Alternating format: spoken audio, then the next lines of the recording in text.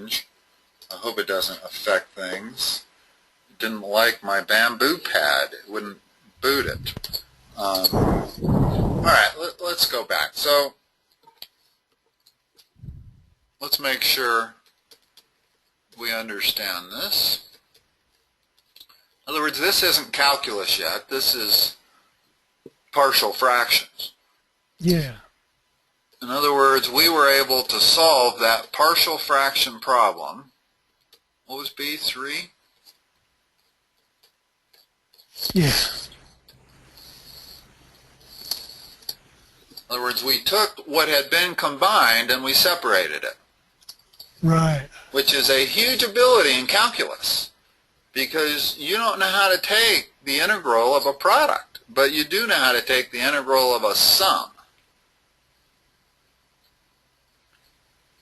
I see what you're saying, although we still have a product in the... Still have a product, don't we? Yeah. Oh, hold on, I didn't write that correct. That's because I didn't write it correct. Oh, I this way. All right. Okay, sorry. This is equal to that. And now we have something that we can integrate. In other words, the integral of that is equal to the integral of that plus the integral of that.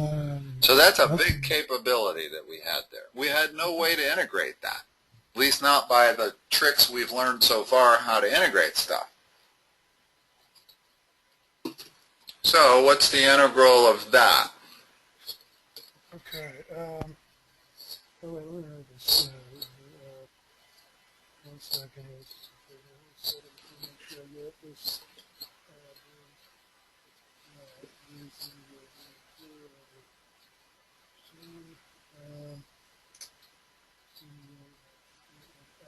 Okay. All right. So that ends up being okay.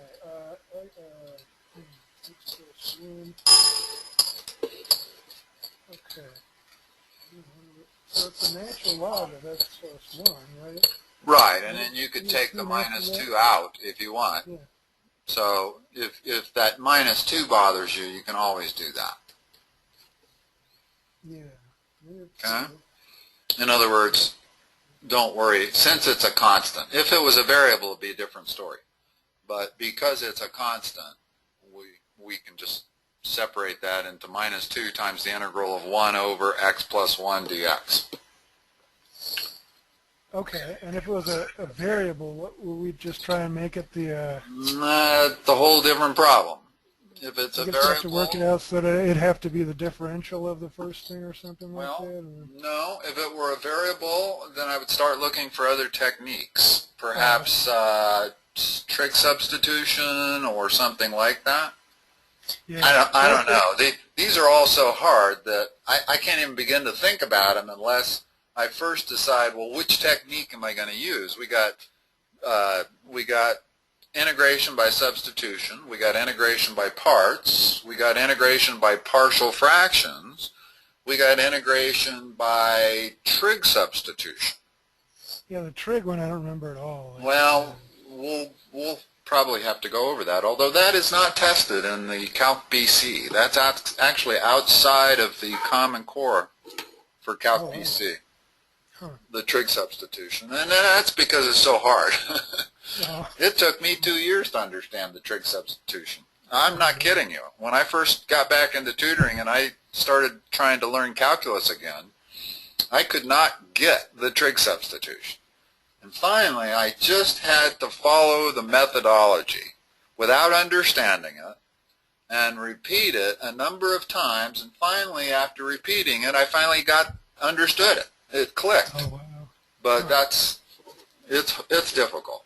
So this one is natural log of x and then plus c. So that should be the answer we see.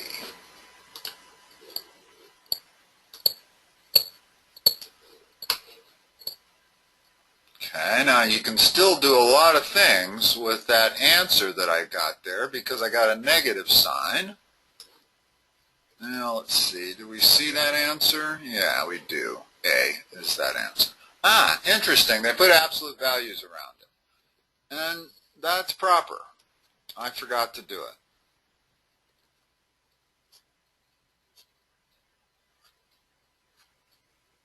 question is, why is it proper? In other words, is the integral of 1 over x always equal to the natural log of the absolute value of x? Maybe it's like if you were going to take the if it was a negative number to start with, you want to be able to sub in either a negative or positive into it or something? Yeah, I understand that. In other words, we wouldn't be able to solve this if this thing was negative, but how does that allow them to arbitrarily say it's the absolute value? It must be fundamental to calculus, and I'm not sure I knew that. In other words, the integral of 1 over x is equal to the natural log of the absolute value of x plus c. Yeah. This has to be true, and I may have to do a little research on that. I'm going to go through my calculus book and make sure that that is correct. Oddly enough, in my calculus book, I remember they define natural log a little differently than we have. They actually define it as the integral of 1 over x. Oh, huh. Yeah, that's the official definition of natural log of x, is the area under the curve 1 over x. In fact, it might even be from 0 to 1. No, it can't be from 0 to 1. It would have to be this. I don't know. I might have to. Because I don't quite understand why it's correct to automatically call it the natural log of absolute value of x.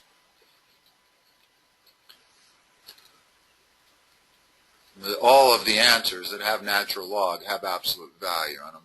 So, all right, let's go on.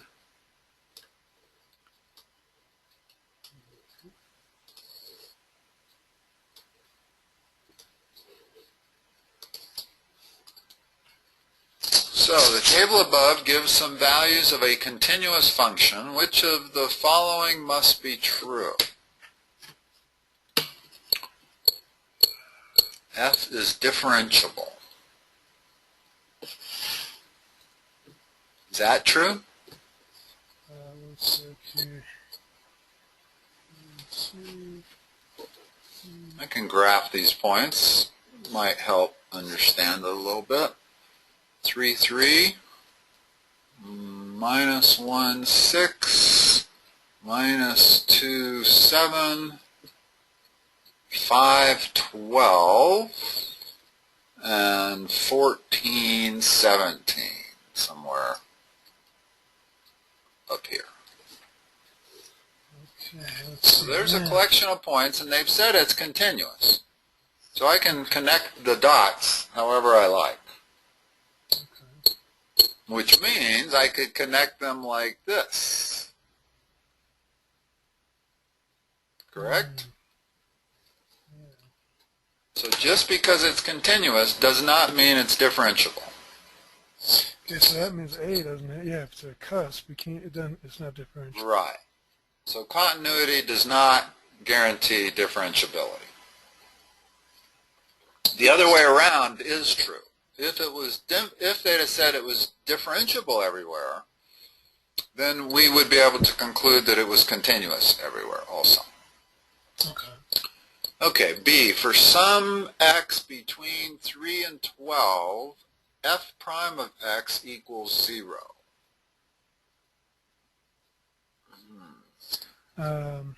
Let's see, between 3 and 12, so there's our points. Well, the thing is, if it was the same graph, I mean, at that point. Exactly. Yeah, no, you have a point. In other words, if it was continuous and differentiable, then that would be a true statement. Right. There's no way I can get from here and down to there and back up to here without having a zero slope. Right. But we don't know that it's differentiable, so we can't really say that. Because like you said, if it's this curve here, there is no point You can see where the slope is 0. We don't know what the derivative of that right there is. I've always found that a little curious, that we can't differentiate at a cusp. It seems like you should be able to find the slope of the tangent line there. Yeah, I guess. Yeah. Well, I can see the difficulties. In other words, if we apply the same principle of finding a derivative,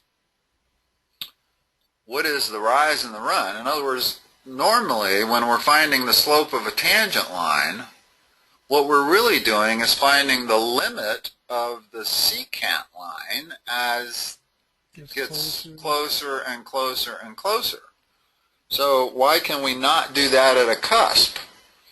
I guess there's no slope of a point, maybe. Well, there's no secant line inside that would make the slope of that tangent line. In other words, I can't immediately use the same logic here. First of all, I got different slopes going left and right. Yeah. So I could draw a secant line to there and then let that, but that's going to give me the slope of that. It would not give me the slope of the tangent line to the cusp. Huh. So I can kind of see there's no logic. On both sides. Yeah, exactly. There's no logic for finding this tangent line. What would that be the limit of? You know, you got a slope of that tangent line and a slope of that tangent line. They don't really approach anything. So I think that's why you can't take, that's why you can't take the derivative at a cusp. Okay, how about C? F of x is less than or equal to 14. Well, I guess for the values listed, but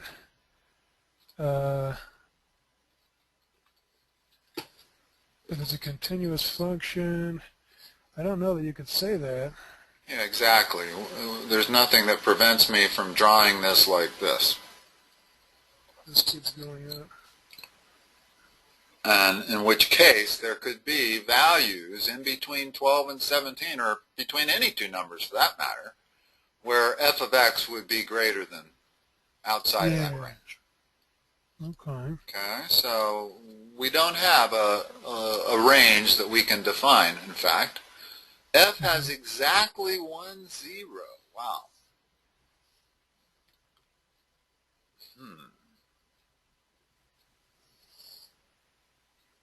I guess how would you know that?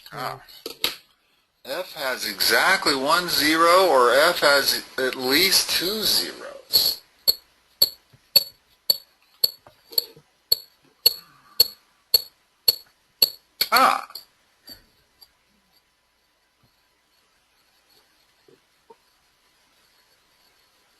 I didn't graph it right. I graphed it backwards. I graphed this as the horizontal axis. All right, well, let's start by graphing it properly.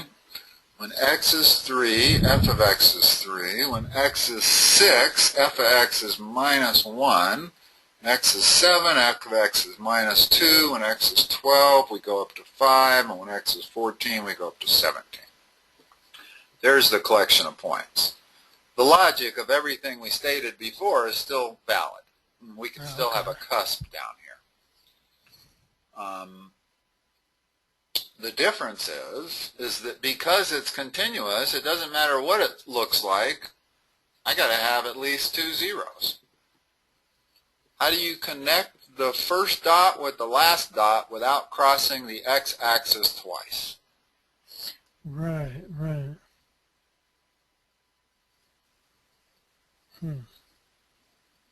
Yeah, so it has to. This is so when x. it's when it's a F of 0, x. This is x. where y is 0, then Yeah. You can't get from minus 2. Well, first of all, you can't get from 3 to minus 1 without going through 0.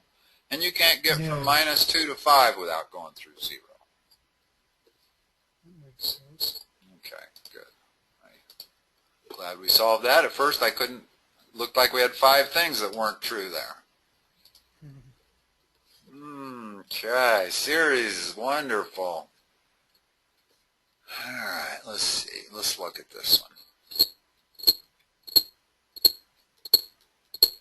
I have to admit, our work on infinite series has made it a little bit easier for me to understand pre-calc students that are studying arithmetic series and geometric series. Oh, that's good. Yeah, it's a little helpful because I always had a little difficulty with those too. Wow, does this converge? Oh man, these would be all these ratio and all these other tests that I can't remember. Yeah. There's 10 different tests for convergence.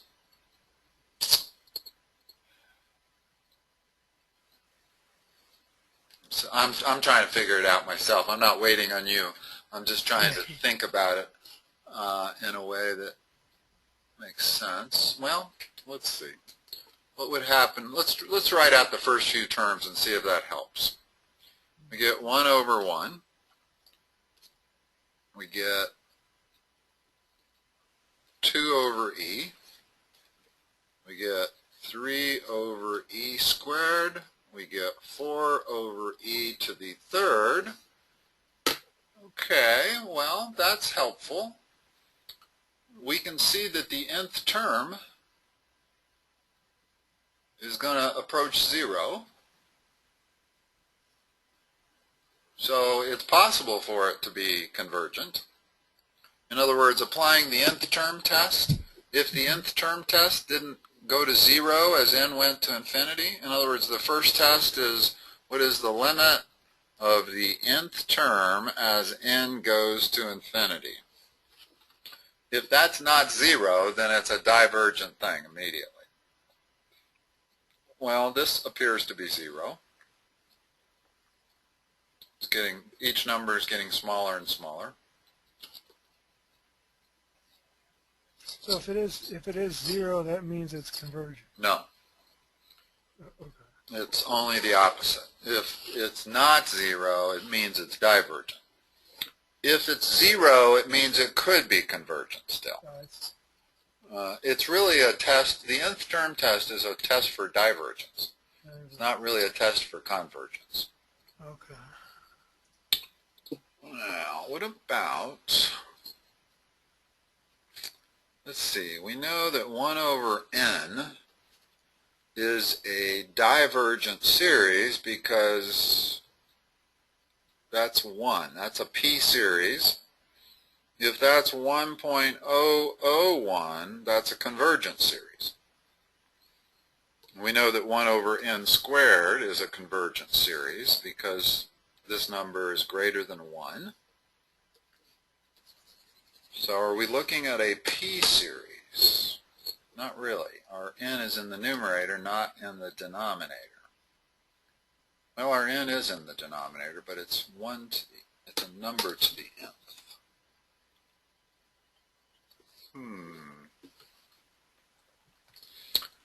Well, let's table that for just a second so we can refresh ourselves, because I think I know the answer to the second one. I'm not sure about the first one yet. I got to think about that, but this one I am sure about.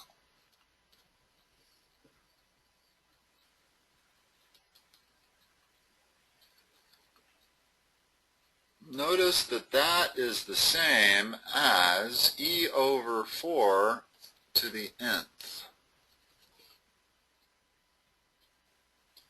And what determines whether that is a convergent series or not? That's a geometric series. Okay, let's see. Geometric series. It's fairly easy to figure out as what would make that a convergent or a divergent series. If I had the following series, is that convergent or divergent? And it seems like it would diverge. Yeah, definitely. It's just going to keep getting bigger. Yeah. But if I had this, now as n counts up, every term gets smaller. We go 1/2, 1/4, 1/8, so forth. So the Does that mean it would converge, or does that mean it would just diverge? Yes. By No, it smaller converges. This is a geometric series, and the test for convergence is this is called R. The absolute value of R has to be less than 1. If it is, it's convergent. If it's not, it's divergent. If I make it 1 exactly, and I take 1 to the nth, well then we're just adding an infinite number of 1's. So that's divergent. The nth term would be 1. Okay. So the key for a geometric series, which is what e over 4 to the nth is whether e over 4 is less than or greater than 1. And e being 2.7 divided by 4 makes it less than 1. So that is a convergent series, number 2.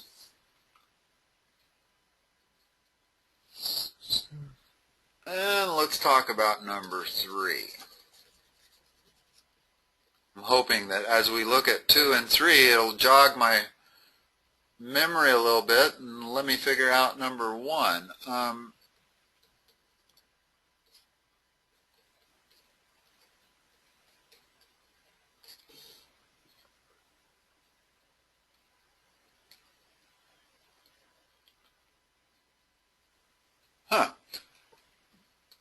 After doing a lot of trig, I'm realizing that that's the same as the cosine of 1 over n. Because cosine is a cofunction of sine. And cosine of an angle is always equal to the sine of 90 degrees minus that angle. In other words, we know the sine of 30 is 1/2, and the cosine of 60 is 1/2. So I can immediately switch that into this, using that trig identity. Does that converge? Let's see.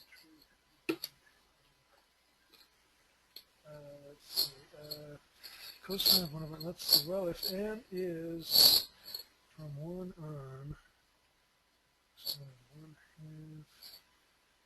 1/2.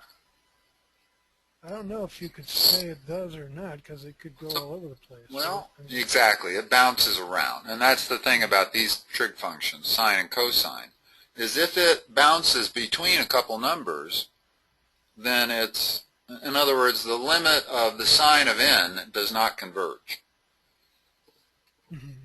Because n just keeps counting up, and sine of n goes from -1 to +1, back from -1 to +1, back from -1 to +1. As n gets bigger and bigger. Yeah. This is a little different because here we're taking the cosine of 1 over n.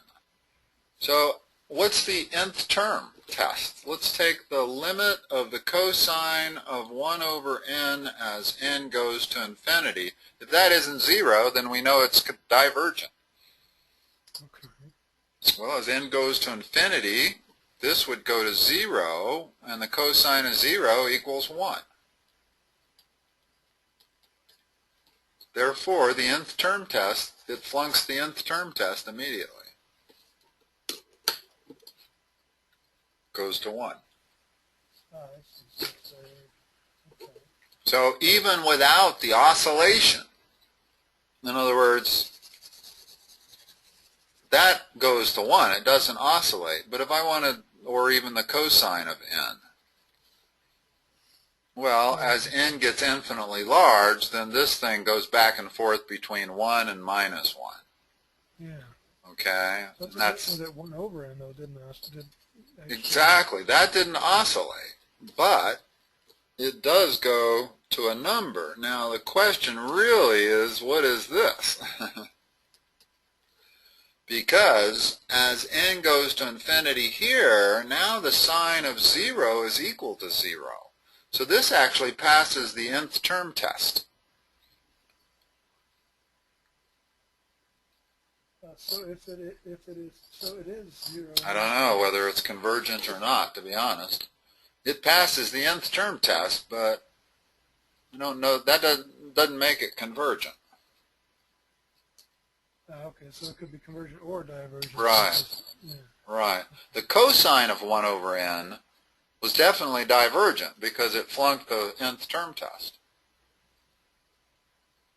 And I'm 99% sure that that's divergent also. If the cosine of 1 over n is divergent, I'm quite sure that the sine of 1 over n is divergent. I'm just not sure why. Okay. I'd have to think about it for a while or go do some research to figure it out. But since that is the cosine of 1 over n, we know it's divergent. So far we got 2 is convergent, 3 is divergent.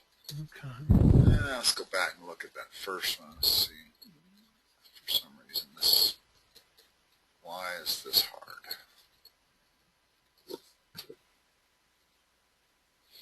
Well, let's see, I can break that up into two fractions. N over e to the nth plus the sum of 1 over e to the nth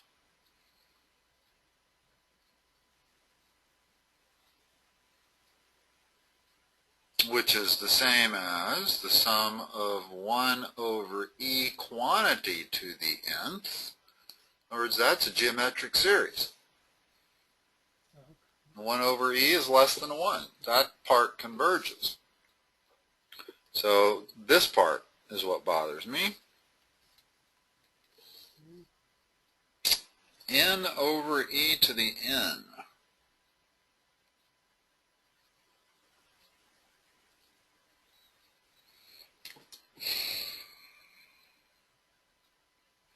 Seemed like we always used the ratio test whenever we had variables in the exponents.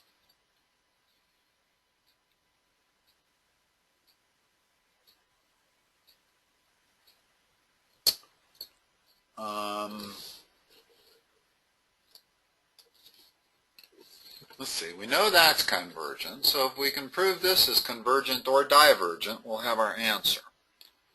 Pretty sure it's convergent, but let's see, the ratio test says that I'm going to take the limit of the ratio of a to the n plus 1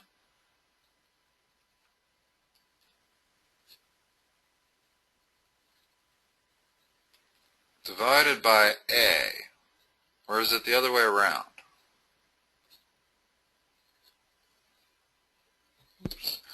Let's see, the ratio.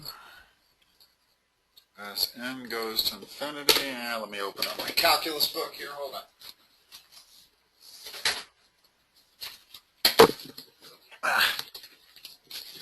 Oh, it's a sad thing how the mind forgets.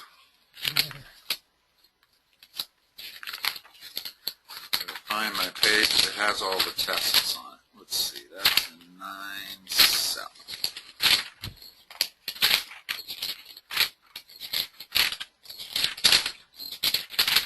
I should just permanently mark these two pages because I'm always trying to find them. Okay, here we go. Summary of tests for series.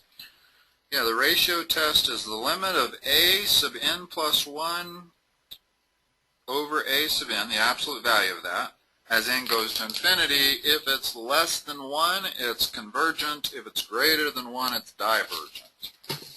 So let's figure out what this ratio is. So let's see. If I do that multiplication, I get n plus 1 over e to the n plus 1 times e to the n over n. And what is that equal to? N plus 1 over n is just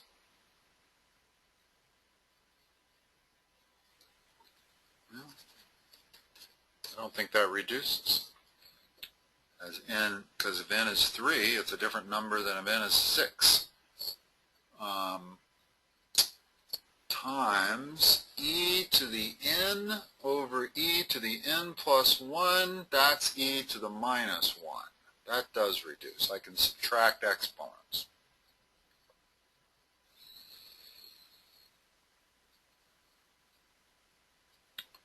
Which means this times 1 over e is this. And now I'm taking the limit of this as n goes to infinity.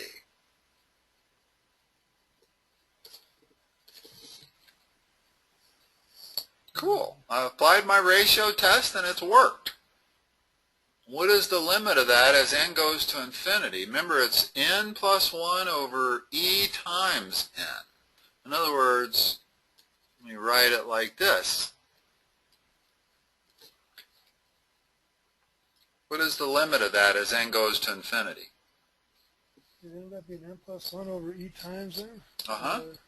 Yeah, when I applied my ratio test and did the algebra, in other words, when I took the limit of this, first of all, you got to flip the denominator and multiply, so it turns into that. Okay. And then I end up with n plus 1 over n, but the e to the n over e to the n plus 1 turns into e to the minus 1, which turns into an e in the denominator, which was where it was, multiplying the n. Now we're taking the limit. What is this? The limit of 2x squared minus 3 over 3x squared minus 7 as x goes to infinity. I think that's just the ratio of the 2 over 3. Same thing here. Yeah. The highest degree variable is n. It's in both the numerator and the denominator. And what's the ratio of the coefficients? So it'd be 1 over e then. Exactly, and that is less than 1. Therefore, this thing converges.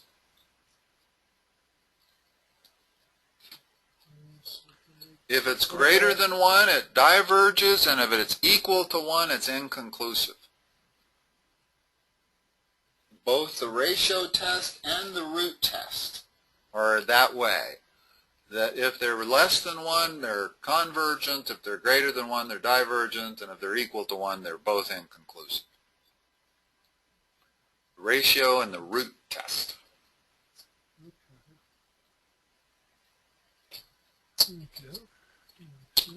So this is 1 and 2 only are convergent. And that's probably a good place to stop. And come back to 17 next time. Okay. 17 on page 568.